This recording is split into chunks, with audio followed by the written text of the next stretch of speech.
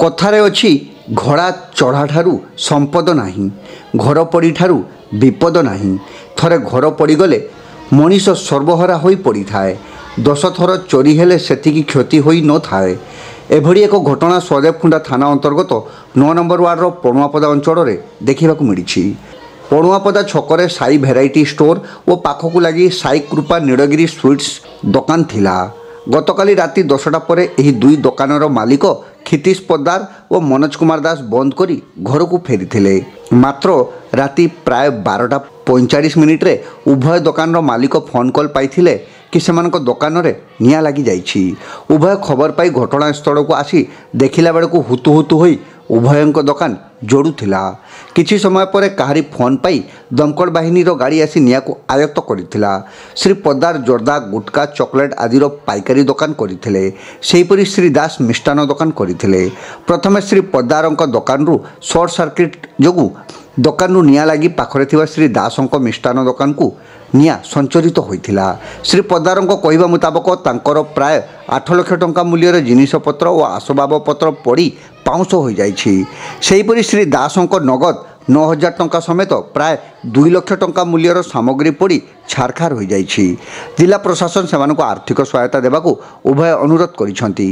खबर पाई सकाळू 9 number ward councillor Sanjeev दास घटनास्थल में पहुंची दुई व्यवसायी को आश्वासन देते और ए संपर्क में से अग्निसेवा सम विभाग अधिकारी और स्थानीय राजस्व निरीक्षक तथा तहसीलदार आलोचना करेंगे बोली प्रतिश्रुति देइछंती। मोर स्टेशनरी आउ ई सब होलसेल काली रातिर मु जानी घरे शुईली गोटे फोन गला जे तुम दुकान निया रही तो दौड़ी आसिक गाड़ी नहीं तो आसला बेलू से नागी सारी। हाँ दमकल तापर आसले 10 मिनट खंडे पर आसले किसी तो ना आप देखुं तो से साबुन फाबुन स्टेशनरी आइटम आउ से गुटका फटका यही सब जर्दा फर्दा 7-8 लाख खंड हम कौन आ चिंता करें आज्ञा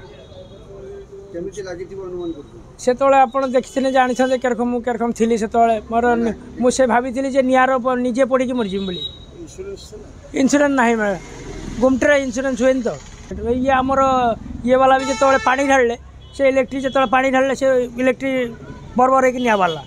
सरकार को आज्ञा कौन नवेदन करी सरकार जहाँ करेंगे आम ये गरीब लोक आम भड़ाटिया लोक आम। हाँ बाबुनी कहले जे आप आरआई पाक जाते कौन आरआई ऑफिस को जाते कहले एक्चुअली मु राति काली 11टा बेले बंद करके दुकान गली बंद करके टायर्ड थी हेतु मुझे निद लगी जाइए शोई जाइली 12:10-15 शोई जाइए तो 12:12:30 ରୁ 12:45 भितर 2-3टा कॉल आसला कि पिला माने घर बाड़ेले घर कबाट बाड़ेबार मु बाहर को आसी देखिए मत कहले आप शीघ्र जातु आप दुकान निआ लगी जाइए। मु आसिक जो आसिक देखे से को जोरे बहुत जोरे निआ लगी मो साइड पड़ोसी दुकान जड़े जे कि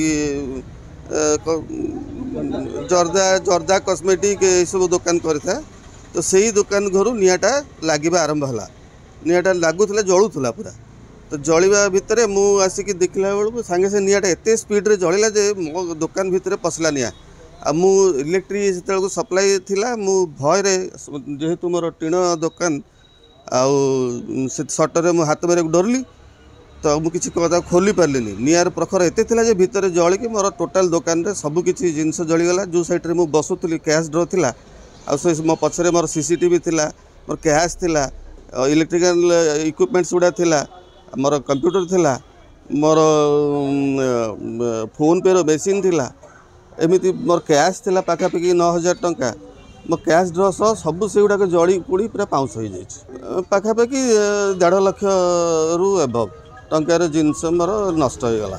खाद्य उपर नष्ट हो माने जो फायर ब्रिगेड आसिले पानी फाणी देले से जो धुआं जलिकी जो पाउंस गुड़ाक सब पड़ी खाद्य गुड़ा सब नष्ट हो जाए। मु जिला प्रशासन एति निवेदन करी जे एटा गोटे एक्सीडेंटल केस जोटा कि मोर से कौन इनवॉल्वमेंट नहीं तो मोर एत जो क्षति गुड़ाक हो जाए जदि मत किसी साहाय्य करेंगे ताहले मो दुकान टाक आउ थे रिट्राइव करी आउ शीघ्र निजर पेट पटना को पोषी पारि। साई कृपा नीलगिरी स्वीट्स पड़ुआपदा बालेश्वर।